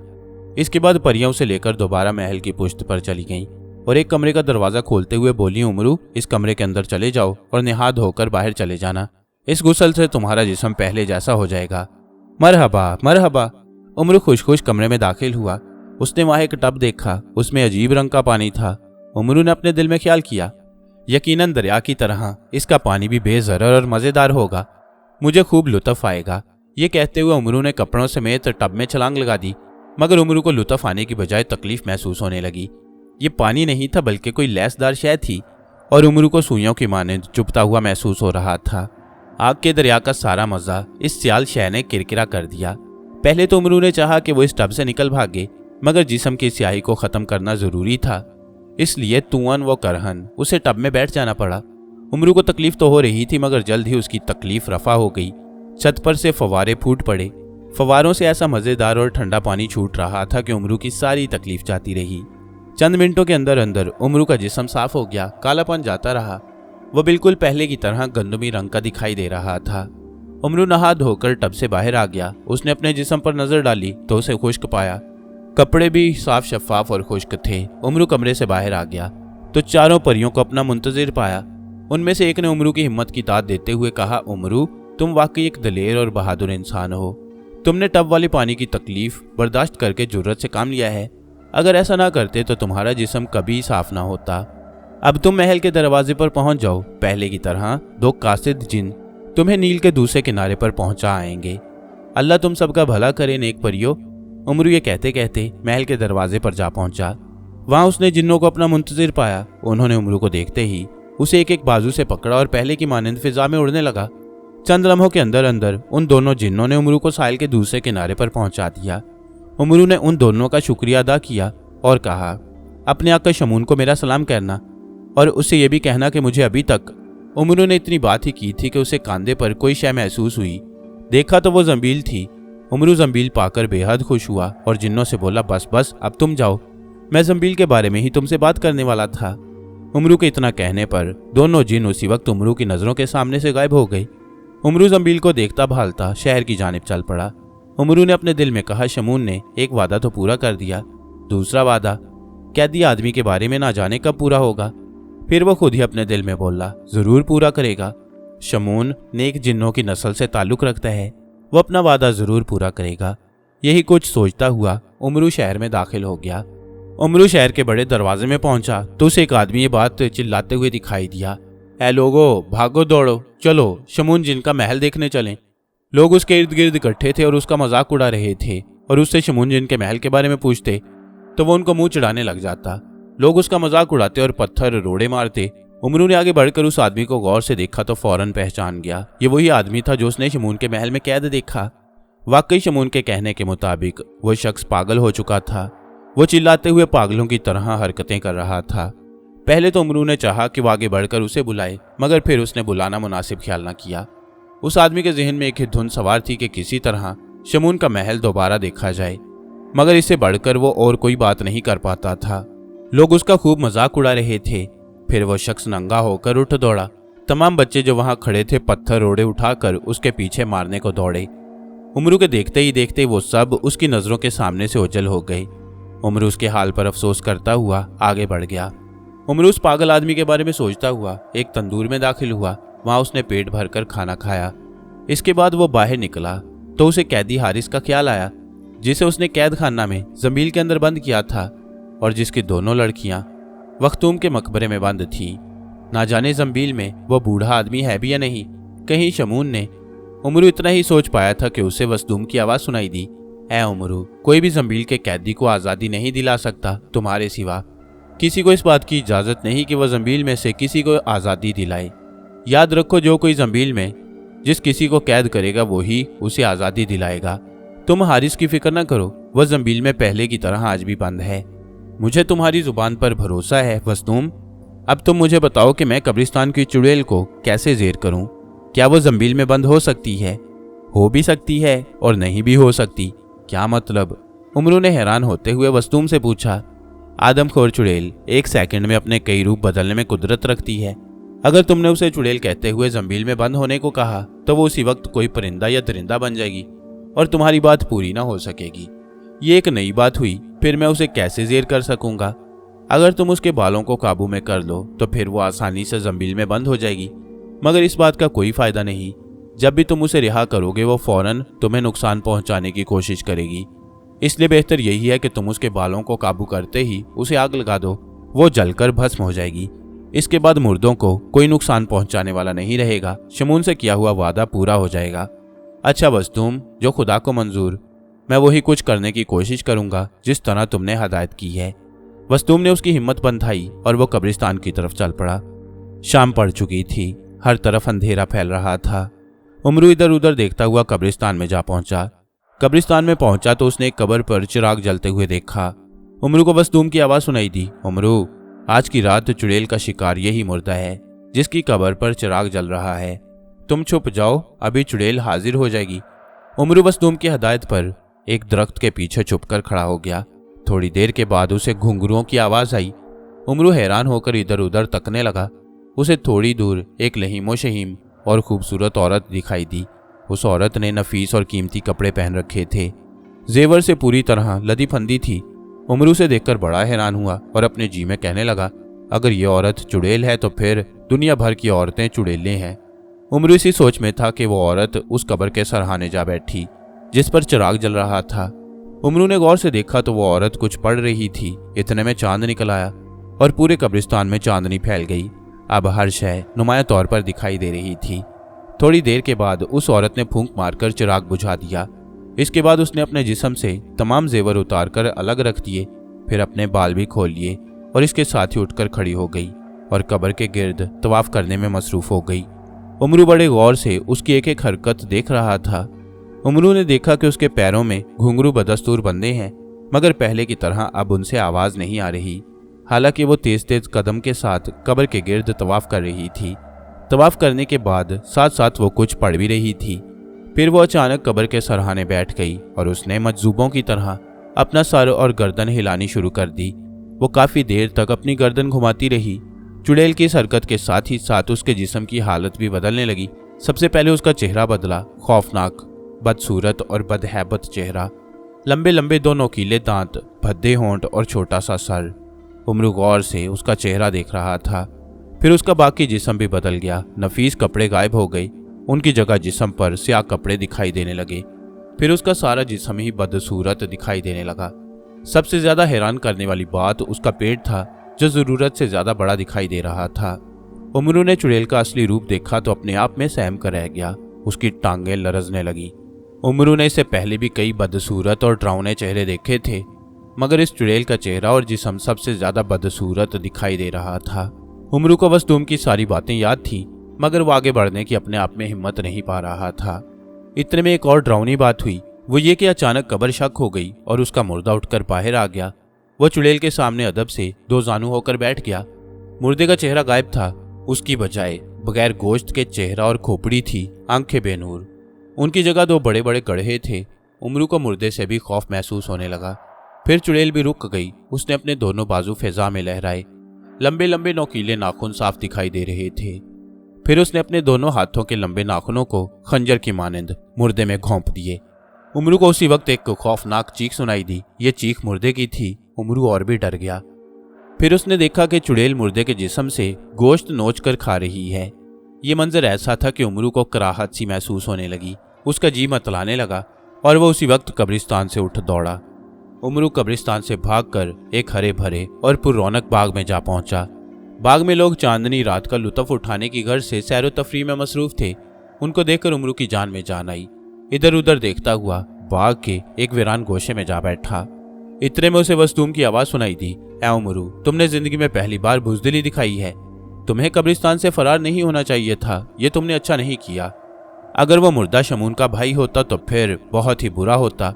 शमून तुमसे इंतकाम लिए बगैर न रहता। शुक्र करो वह शमून के भाई की लाश नहीं थी, फिर भी तुमने भागकर अच्छा नहीं किया। वसदूम, मैं उस मंजर की ताब ना ला सका। मेरे वहम और गुमान में भी ये बात नहीं थी कि कोई चुड़ैल ऐसा मकरू फेल भी सरंजाम दे सकती है।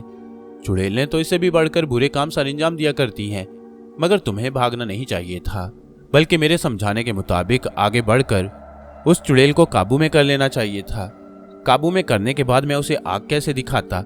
अगर तुम उसके बाल नोच कर काबू में कर लेते तो वो कहीं भागने से माजूर हो जाती। फिर वहीं पत्थरों से आग पैदा करके उसे जलाकर भस्म कर देते। अफसोस उमरू, तुमने एक अच्छा मौका खो दिया। तुमने अच्छा नहीं किया उमरू, अच्छा नहीं किया। वसदूम की लान तान करने और बुरा मनाने पर उमरू को बेहद शर्मिंदगी हुई। उसने वसदूम से वादा किया कि वो दूसरे दिन चुड़ैल का खात्मा करके रहेगा। इस पर वसदूम ने उसे बताया कि कल तुम उसका खात्मा नहीं कर सकते। अब अगले चांद की 14वीं तारीख को तुम दोबारा उसे देख पाओगे। क्या मतलब वसदूम? मतलब ये कि चुड़ैल हर माह की 14वीं तारीख को कब्रिस्तान में दाखिल होती है। मुर्दा खाने के बाद फिर 1 महीने के लिए अपनी दूसरी बहनों के पास चली जाती है। इस दौरान में कोई भी उसे पा नहीं सकता। अब तुम्हें 1 माह तक उसका इंतजार करना होगा। उमरू ने अपने दोनों हाथ मलते हुए कहा। अफसोस, सद अफसोस वसदूम, वाकई मुझसे बड़ी हमाकत और बुजदिली सरजद हुई, लेकिन मैं तुमसे और शमून से वादा करता हूँ कि अब की बार चुड़ैल का खात्मा किए बगैर कब्रिस्तान से वापस न लौटूंगा। या तो उसे मार डालूंगा या खुद मर जाऊंगा। वसदूम ने कहा। फिर तुम 1 महीने तक और क्या करोगे? क्या ये बेहतर नहीं कि इस अरसे में तुम वख्तूम के मकबरे में मेरे भाई को रिहा करा के ले आओ? नहीं वसदूम, चुड़ैल का खात्मा किए बगैर मैं और कोई काम नहीं करूंगा। मैंने शमून से जो वादा किया है उसे हर हाल में पूरा करना चाहता हूँ। जैसी तुम्हारी मर्जी उमरू। अब तुम शहर जाकर आराम करो। मैं भी तुम्हें 1 माह बाद ही मिलूंगा।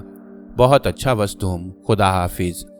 दूसरे चांद की 14वीं तारीख में अभी चंद दिन बाकी थे कि उमरू ने बूढ़े हारिस को जंबील से बाहर निकाला। बाहर आते ही हारिस ने सजदा शुक्र अदा किया और उमरू से बोला, तौबा तौबा, कैसी खौफनाक और वीरान जगह थी, मगर इस पर भी मुझे खाना बाकायदगी से मिलता रहा और मैं डटकर खाता रहा। मगर तुम? हारिस ने उमरू की जानिब गौर से देखा और हैरान होते हुए उमरू से पूछने लगा, वो नौजवान कहाँ है जिसने मुझे कैद से रिहाई दिलाई थी? मैं ही वो नौजवान हूँ बुजुर्ग हारिस। अगर मैं जेल में अपना हुलिया तब्दील ना करता तो मुझे कभी रिहाई नसीब ना होती और ना ही तुम्हें बाहर की फिजा नसीब होती। इसके बाद उमरू ने उसे पूरी बात कह सुनाई, मगर वसदूम और जंबील के बारे में उससे कोई बात ना की। इस बात को उसने गोलमोल ही रखा। इस पर भी हारिस समझ गया कि उमरू के पास जो थैला है वही सब कुछ है और गालिबन दुनिया की सबसे अनोखी और निराली शय है। मगर हारिस ने जंबील के बारे में उमरू से कोई बात न की। फिर भी उसने अपने दिल में जंबील उड़ाने का अहद कर लिया। दूसरे दिन हारिस ने उमरू से कहा, ए उमरू, हमें वख्तूम के मकबरे की जानिब चल देना चाहिए। मैं अपनी बेटियों से मिलने के लिए सख्त बेचैन हूँ, ना जाने उनका वहाँ क्या हाल है। बुजुर्ग हारिस, अभी नहीं, चंद दिन और सब्र करो, फिर हम दोनों वख्तूम के मकबरे की जानिब चल पड़ेंगे। मुझे मिस्र में एक ज़रूरी काम है, इसलिए मेरे लिए रुकना बेहद ज़रूरी है। अगर चंद दिनों के बाद तुमने कोई काम सर अंजाम देना है तो इतने अरसे में हम वख्तूम के मकबरे से फारिग होकर वापस भी आ सकती हैं। नहीं बुजुर्ग हारिस, मैंने अपने दिल में अहद कर रखा है कि जब तक वो काम सर अंजाम नहीं दे लूँगा मैं कहीं नहीं जाऊँगा। अच्छा बरखुरदार, जैसे तुम्हारी मर्जी। हारिस ये कहकर खामोश हो रहा, मगर उसके दिल में जो इरादा था उसके बारे में उमरू बेखबर रहा। चांद की 14वीं रात उमरू हारिस को घर पर ठहरा कर कब्रिस्तान की जानिब चल पड़ा। तमाम रास्ते वो खुदा से दुआ और मदद मांगता रहा। जब वो कब्रिस्तान में पहुंचा तो उसे चुड़ैल एक कब्र पर बैठी दिखाई दी। गालिबन अपना वो अमल पूरा कर चुकी थी। उमरू के सामने कब्र शक हुई तो वो अल्लाह का नाम लेते हुए आगे बढ़ा और चुड़ैल की पुश्त पर जा खड़ा हुआ। कब्र शक तो हो गई मगर मुर्दा बाहर न निकला। इस पर चुड़ैल समझ गई कि जरूर कोई उसके पीछे खड़ा है। वो मुड़कर देखना ही चाहती थी कि उमरू ने अल्लाह का नाम लेते हुए उसके बाल काबू में कर लिए। चुड़ैल चीखती चिल्लाती रह गई। उसने अपने बाल छुड़ाते हुए उमरू से कहा, ओ जालिम आदमजाद, मेरे बाल छोड़ दे वरना जलाकर भस्म कर दूंगी। मैं देखता हूं कि तुम मुझे जलाती हो या मैं तुम्हें जलाकर भस्म करता हूं। इस पर चुड़ैल समझ गई कि यह आदमजाद कोई मामूली इंसान नहीं, जरूर इसमें गैर मामूली ताकत है। इसके अलावा उसकी पुश्त पर वो अजीम कुव्वत मौजूद है जिसने उसका राज उसे बताया है। चुड़ैल नरम पड़ गई और उमरू की मिन्नतें करते हुए बोली, ए आदमजाद, मुझे छोड़ दे। मैं तुझे इतना कुछ दूंगी कि तेरी 7 पुश्तें आराम से बैठकर खाएंगी। ए नाबकार आदमखोर बला, मुझे दौलत नहीं तेरी मौत दरकार है। उमरू ने इतना कहने के साथ ही उसके बाल नोचकर अपने हाथ में काबू कर लिए। चुड़ैल तेवरा कर गिर पड़ी। उमरू गोसीली नजरों से उसकी जानिब देख रहा था कि चुड़ैल का पेट फट गया और उसमें से स्याल मादा एक लकीर की मानंद बह निकला। उमरू देखकर हैरान रह गया। वो मादा बड़ी तेजी से उमरू की जानिब बढ़ा और जो ही उसके नजदीक पहुंचा एक खौफनाक अजदहे में तब्दील हो गया। उमरू एकदम पीछे हट गया। उसी वक्त उमरू को वसदूम की आवाज सुनाई दी, उमरू, इस अजदहे को जंबील में बंद करो।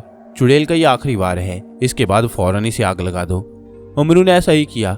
अजदहे को अपनी जंबील में बंद करने के बाद उमरू ने पत्थर लेकर एक झाड़ी को आग लगा दी। फिर उसने जलती हुई झाड़ी को उखेड़ा और उसे चुड़ैल पर फेंक दिया। चुड़ैल ने उस आग से बचना चाहा मगर वो बच ना सकी। उस पर आग गिरी तो वह सूखी लकड़ी की तरह भड़क उठी। फिर उमरू के देखते ही देखते चुड़ैल जलकर भस्म हो गई। उमरू ने खुदा का शुक्र अदा किया। इसके बाद उसे वसदूम की आवाज दोबारा सुनाई दी, ए उमरू, अब उस अजदे को जंबील से निकाल दो, उसका कोई फायदा नहीं। इस पर उमरू ने अजदे को जंबील से बाहर आने को कहा तो वो मुर्दा हालत में बाहर आ गिरा। बाहर गिरते ही उसे भी आग लग गई और वो भी चुड़ैल की तरह जलकर खाक हो गया। ए उमरू, अगर आज तुम चुड़ैल का खात्मा ना करते तो चुड़ैल शमून के भाई की लाश को खा जाती। आज चुड़ैल ने उसी की कब्र पर अपना वार किया था। अच्छा हुआ जो मैंने हिम्मत से काम लेकर इस चुड़ैल का खात्मा कर दिया। इसके बाद उमरू ने आगे बढ़कर शमून के भाई की कब्र पर मिट्टी डाली और कब्रिस्तान से बाहर निकल आया। जब उमरू अपने मकान की तरफ जा रहा था तो रास्ते में उसे वसदूम की आवाज सुनाई दी। वसदूम उमरू से बोला, है उमरू, तुम हमेशा खुशो खुर्रम और तंदुरुस्त रहो। तुमने अपनी हिम्मत से चुड़ैल का खात्मा करके जिन्नों के दरमियान अपनी इज्जत और एहतराम को पहले से दो चंद कर लिया है। अब तुम्हें हर काम छोड़कर वख्तूम के मकबरे की तरफ चल देना चाहिए ताकि मेरे भाई को भी तेरे वसीला से रिहाई नसीब हो। वसदूम, तुम कोई फिक्र न करो, मैं बूढ़े हारिस को लेकर वख्तूम के मकबरे की जानिब चल पड़ूंगा। मैं तुम्हारे कहने के मुताबिक अमल करूंगा और तुम्हारे भाई को वख्तूम की कैद से रिहाई दिलाऊंगा। अच्छा उमरू, तुम जाओ, मुझे परिस्तान के बादशाह ने अपने पास बुलाया है। मैं उसके पास से होकर जल्द तुम्हारे नजदीक पहुंच जाऊंगा। अगर मुझे परिस्तान का बादशाह ना बुलाता तो मैं हरगिज तुमसे जुदा ना होता। वसदूम, तुम मुझे असली सूरत के साथ कब मिलोगे? कब तुम्हारी रूह तुम्हारे जिस्म में दाखिल होगी? उमरू की इस बात पर वसदूम की रूह ने कहा, जल्द, बहुत जल्द। माकरून की रिहाई के बाद मैं तुम्हें जल्द ही अपने असल रूप में मिलूंगा। उमरू ने कहा, अच्छा वसदूम, खुदा करे तुम्हें वो दिन जल्द नसीब हो। इसके बाद वसदूम जिन तो परिस्तान की जानिब चला गया और उमरू अपने घर की जानिब। उमरू थोड़ी दूर गया होगा कि उसे एक हजूम दिखाई दिया। हजूम में शामिल हर शख्स तौबा तौबा पुकार रहा था। ना जाने ऐसी कौन सी बात हुई है कि लोग तौबा कर रहे हैं। उमरू ये सोचते हुए हजूम की जानिब चल पड़ा और आगे बढ़कर देखा तो हैरान रह गया। हजूम के दरमियान शहर का कोतवाल मरा पड़ा था। उसकी दोनों आंखें ज़ाया हो चुकी थी और उनसे खून बह रहा था। उमरू ने पास खड़े एक शख्स से पूछा, भाई ये कोतवाल शहर को किसने मारा? एक परिंदे ने, वो शख्स बोला। परिंदे ने? हाँ। कोतवाल साहब शहर की गश्त पर मसरूफ थे कि एक खूनी परिंदा मगरिब की जानिब से आया और लोगों के देखते ही देखते उसने कोतवाल के चेहरे पर हमला कर दिया और कोतवाल की दोनों आंखों को अपनी चोंच से नोच डाला। कोतवाल साहब ने अपने आप को बचाने की खातिर बहुत हाथ पांव मारे और उस परिंदे को शशकारा, मगर वो कोई बड़ा ही सख्त जान और खूनी परिंदा था। 1 मिनट के लिए ना रुका और कोतवाल साहब की जान लेकर उड़ गया। लोगों ने भी कोतवाल साहब को बचाने की खातिर परिंदे पर वार किए, मगर वो किसी के हाथों न मर सका और ना ही जख्मी हो सका। कोतवाल साहब गिरकर मर गए तो वही परिंदा मगरिब की जानिब परवाज कर गया और हम सबके देखते ही देखते नजरों से ओझल हो गया। अजीब बात है, उमरू ये कहते हुए सोच में पड़ गया। अचानक उससे हारिस की बात याद आ गई, जिसने मखतूम के परिंदे के हाथों कोतवाल शहर को मरवार डालने का इजहार किया था। यकीनन हारिस फरार होकर मखतूम के मकबरे में जा पहुंचा है। ये बूढ़ा तो बेवफा और जालिम निकला, इसने मेरा इंतजार भी ना किया। फिर उमरू ने अपने आप में मजीद कहा, ए उमरू, तुम्हें होशियार और चौकन्ना रहना चाहिए। ये खबीस हारिस तुझे भी नुकसान पहुंचाने की कोशिश करेगा। इस पर उमरू अपने आप में होशियार और चौकन्ना हो गया। उसने अपने घर जाने की बजाय मखतूम के मकबरे की राह ली। आखिर वही बात हुई जिसका उमरू को डर था। हारिस ने मखतूम के परिंदे को दोबारा उमरू पर हमला करने की गर्ज से भेज दिया। परिंदा उमरू के सर पर उड़ रहा था और उमरू को इस बात का कोई इल्म नहीं था। अचानक परिंदे ने गोता लगाया और एक जोरदार ठूंगा उमरू के सर पर मारा। उमरू के सर से खून बहने लगा। उसने परेशान होकर ऊपर देखा तो एक परिंदे को सर पर मंडलाते हुए पाया। उमरू उसी वक्त जमीन पर बैठ गया। सहरा की रेत लेकर उसने जख्म पर डाली। इससे खून तो बंद हो गया, मगर तकलीफ रफा न हुई। उमरू सोच में पड़ गया कि वो इस परिंदे के बारे में क्या करे और क्या ना करे। अगर उसने हिम्मत से काम लेते हुए परिंदे को मार डाला तो मखतूम उससे नाराज हो जाएगा और मुमकिन हो सकता है कि मखतूम उसके लिए लातादाद मुसीबतें पैदा कर दे। इसलिए बेहतर यह है कि जिंदा परिंदे पर काबू पा लिया जाए। ये सोचकर उमरू ने जंबील का मुंह खोला और परिंदे की जानिब देखते हुए बोला, मखतूम के खादिम, चल मेरी जंबील में।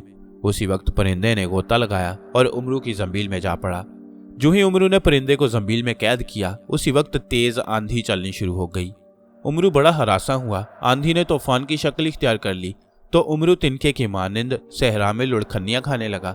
उमरू ने अपने आप को संभालने की कोशिश की, मगर वो खुद को संभाल ना सका। इसी तरह वो लुढ़कते हुए मखतूम के मकबरे के पास जा पहुंचा।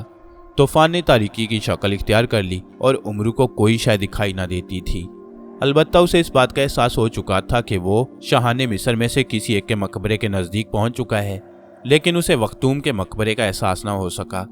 उमरू ने बड़ी मुश्किल से अपने आप को संभाला और मकबरे की दीवार का सहारा लेकर खड़ा हो गया। अचानक उमरू को महसूस हुआ कि कोई उससे उसकी जंबील छीनने की कोशिश कर रहा है। उमरू ने फौरन जंबील को मजबूती से थाम लिया। फिर किसी ने उमरू के मुंह पर आकर एक जोरदार घूंसा रसीद किया तो वह दूर जा गिरा। इसके साथ ही किसी ने अपनी लातों से उमरू की तवाज़ो करनी शुरू कर दी। उमरू की समझ में कोई बात नहीं आ रही थी। तूफान की तारीकी ने मारने वाले को ओझल कर रखा था। आखिर उमरू ने फुर्ती से काम लिया और अपने आप को मारने वाले से बचाया। वह दूर जाकर खड़ा हो गया। उसने फौरन जंबील का मुंह खोला और चिल्लाया, मारने वाले, जंबील में दाखिल हो जा। उमरू, उमरू, खुदा के लिए मुझे जंबील में बंद न करना। यह हारिस की आवाज़ थी। उमरू सारी बात उसी वक्त समझ गया। हारिस जंबील में दाखिल होते हुए चिल्ला रहा था। जो ही हारिस जंबील में बंद हुआ, तूफान भी रुक गया। अंधेरा जाता रहा और सूरज निकल आया। उमरू ने मकबरे की जानिब देखा तो पहचान गया कि यही मकबरा मखतूम का है, मगर मकबरे के अंदर जाने का रास्ता उसे दिखाई नहीं दे रहा था। उमरू ने मकबरे के चारों तरफ घूम फिर कर देखा, मगर अंदर जाने के रास्ते का कोई भी सुराग न मिला। पूरे मकबरे की इमारत सुरख पत्थरों से पूरी तरह बंद थी। अचानक उमरू को हारिस की बात याद आ गई। मखतूम के मकबरे की एक दीवार में सफेद पत्थर नस्ब दिखाई देगा। उस पर चोट लगाओगे तो फौरन एक दरवाजा खुल जाएगा। उमरू ने उसी वक्त सफेद पत्थर की तलाश शुरू कर दी। सफेद पत्थर जल्द ही उसे मिल गया। वो शुमाली दीवार में नस्ब था। उमरू ने खुदा का नाम लेते हुए उस पर एक नोकीले पत्थर से चोट लगाई। उसी वक्त दाएं हाथ की जानिब एक दरवाजा नमूदार हुआ। उमरू खुदा का नाम लेते हुए अंदर दाखिल हुआ तो दरवाजा फिर से बंद हो गया। मखतूम के मकबरे की इमारत बनाने वाले ने ना जाने ऐसा कौन सा इंतजाम कर रखा था कि इमारत में तारीकी होने की बजाय रोशनी और हवा का माकूल इंतजाम था। उमरू को पहले एक कमरा और उसके साथ ही तहखाने की सीढ़ियां दिखाई दी। उमरू तय खाने में दाखिल होने से पहले कमरे में दाखिल हुआ। कमरे में कोई काबिल जिक्र शय नहीं थी। बिल्कुल साफ और खुला कमरा था। अलबत्ता उसके एक कोने में 2 खूबसूरत लड़कियां बैठी हुई थीं। उमरू उनको देखकर समझ गया कि ये दोनों लड़कियां हारिस की वही बेटियां हैं जिन्हें उसने कोतवाल के डर से मकबरे में बंद कर रखा था। उमरू को देखकर वो लड़कियां उठकर खड़ी हो गईं। वो उमरू को मकबरे के अंदर पाकर सख्त हैरान और परेशान दिखाई दे रही थीं। उमरू ने उनकी हैरानी दूर करते हुए कहा, ऐ लड़कियों, तुम्हें डरने और मुझसे खौफ खाने की कोई ज़रूरत नहीं। मैं भी तुम्हारी तरह एक आदमजाद हूँ और तुम्हारे बाप हारिस का दोस्त भी हूँ। इस पर दोनों लड़कियों को हौसला हुआ। बड़ी लड़की जिसका नाम अमारा था उमरू से बोली, ऐ नेक दिल इंसान, हमारा बाप कहाँ है? वो अपने लालच की बदौलत फिर कैद हो गया है। दोनों लड़कियां सुनकर उदास हो गईं। फिर छोटी लड़की जिसका नाम जुबैदा था उमरू से बोली, क्या कोतवाल मरा नहीं? उसने हमारे बाप को दोबारा कैसे कैद कर दिया? उमरू ने मुस्कुराते हुए पहले तो उन दोनों का नाम पूछा, फिर उनसे मुखातिब होकर बोला, बेशक कोतवाल अपने जुल्म और सितम और नाइंसाफी की सजा पा चुका है, मगर अब की बार उस शख्स ने हारिस को कैद किया है जिसने उस पर एहसान किया था और उसे जालिम कोतवाल की कैसे रिहाई दिलाई थी। हारिस ने उसे एहसान करने वाले इंसान की जान लेना चाहिए, मगर खुदा के फजल से वो तो बच गया और खुद वो कैद होकर रह गया। उमरू की इस बात पर हमारा सारी बात समझ गई। वो आगे बढ़कर बोली, ऐ नेक दिल, कहीं तो उमरू तो नहीं?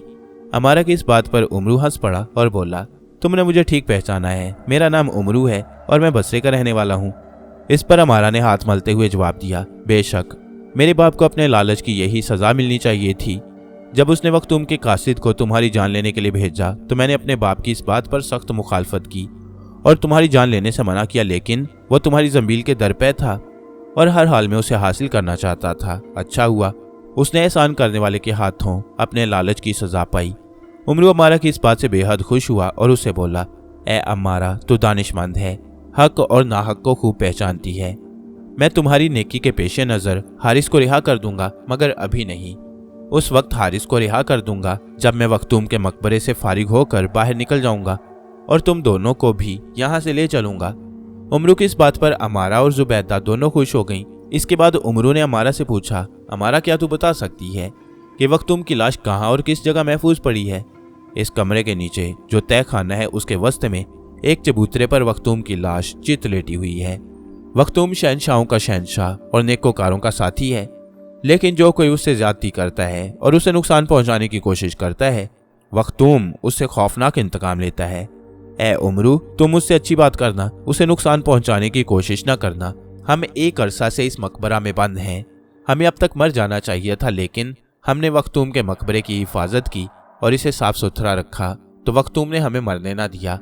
उसके हुक्म से हमें वक्त पर खाना भी मिल जाता है और दूसरी जरूरियात भी। उमरू, हम मखतूम के एहसानों का बदला नहीं उतार सकती। तुम सच कहती हो अमारा, मैंने भी मखतूम के बारे में ऐसा ही सुन रखा है। तुम फिक्र न करो, मैं मखतूम की शान के खिलाफ कोई काम नहीं करूंगा। अमारा ने कुछ सोचते हुए उमरू से कहा, उमरू, क्या तुमने मखतूम के कासिद परिंदे को जान से मार डाला है? नहीं अमारा, वो मेरे पास महफूज है, मैं उसे कैसे मार सकता था? मैं समझता हूँ कि देवताओं की किसी शय को नुकसान पहुंचाना उनके कहरो गजब को दावत देने के मुतरादिफ है। तुमने ठीक कहा उमरू, तुम मखतूम के कासिद को मकबरे के अंदर ले जाओ, वहां उसे अपना खून पेश करोगे तो मखतूम खुश हो जाएगा और कासिद परिंदा भी तुम्हें नुकसान पहुंचाए बगैर अपनी जगह पर जा बैठेगा। मगर मैं उसे अपना खून कैसे पेश करूंगा? नीचे मखतूम की लाश के कदमों में जहां एक संदूकची पड़ी है, उसके नजदीक एक प्याला भी रखा है। तुम उस प्याले में अपना खून डाल देना, कासिद परिंदा फौरन उस खून को पी जाएगा। इंसानी खून ही कासिद परिंदे की खिदमत का मुआवजा है। उमरू खुश होते हुए बोला, तुम बहुत अच्छी हो अमारा, तुमने मेरी कई मुश्किलें आसान कर दी। इसके बाद उमरू ने दोनों बहनों से इजाजत लेकर तय खाने की सीढ़ियों पर कदम रखा और नीचे उतर गया। उमरू मखतूम का मकबरा देखकर हैरान रह गया। वाकई मखतूम का मकबरा उसकी शान शान बना हुआ था। जिस चबूतरे पर मखतूम की लाश रखी थी वो चबूतरा सागवान की लकड़ी से बना हुआ था और उससे खुशबू की लपटें निकल रही थी। चबूतरे के चारों तरफ हीरे जवाहरात जुड़े थे। लकड़ी पर इंतहाई दिलकश बेल बूटे और देवताओं की तस्वीरें बनी हुई थीं। चबूतरे पर पहुंचने के लिए 3 सीढ़ियां बनी हुई थीं। सीढ़ियां संगमरमर की थीं और इंतहाई साफ शफाफ दूध की मानंद। उमरू सीढ़ियां चढ़कर चबूतरे के नजदीक पहुंचा और मखतूम की लाश की जानिब गौर से देखने लगा। मखतूम का चेहरा पुरसुकून दिखाई दे रहा था और हजारों साल गुजर जाने के बावजूद आज भी उसके चेहरे से जलाल नुमाया था। फिर उसने मखतूम के कदमों पर एक खुशनुमा संदूकची देखी। वो भी सागवान की लकड़ी की बनी हुई थी और उसके बाहर एक परिंदे की तस्वीर बनी हुई थी और ये तस्वीर कासिद परिंदे से मुशाबा थी। उमरू ने एक मुनक्कश प्याला भी वहां देखा। उस प्याले में खून लगा हुआ था। उमरू समझ गया कि हारिस ने कासिद परिंदे को अपने मतलब के लिए उसे अपना खून पिलाया होगा। उमरू ने कुछ देर सोचने के बाद खंजर निकाला और उससे अपने बाएं बाजू पर एक चीरा दिया और उसका खून प्याले में डाल दिया। प्याला भर गया तो उमरू ने अपने जख्म पर पट्टी बांध ली। इसके बाद उसने मखतूम की जानिब देखते हुए कहा, ए अजीम शान शहनशाह, मेरी कुर्बानी कबूल कर और मेरी खता मुआफ कर। इसके बाद उसने जंबील से कासिद परिंदे को निकलने के लिए कहा। परिंदे ने बाहर आते ही मखतूम की लाश के इर्द गिर्द 2-3 चक्कर काटे। उसके बाद प्याले पर जा बैठा। चंद लम्हों में उसने खून का प्याला खाली कर दिया। खून पीने के बाद उसने उमरू की जानिब देखा, फिर अपनी जगह से उड़ा और पहले की मानिंद 2-3 चक्कर लगाने के बाद अपनी संदूकची के अंदर जा बैठा। संदूकची में बैठते ही परिंदा बेहिस और बेजान होकर रह गया। अब वो ऐसे दिखाई दे रहा था जैसे कोई खिलौना। उसी वक्त उमरू को मखतूम की आवाज़ सुनाई दी, ए जिन्नों के हमराज उमरू, अब संदूकची को बंद कर दे और जिस काम के लिए तू आया है उसे सर अंजाम दे। हमने तेरी हिम्मत और दलेरी को देखते हुए माकरून की खता मुआफ कर दी है, लेकिन वो जिस अंगूठी के ताबे होकर रह गया है वो तेरे पास है।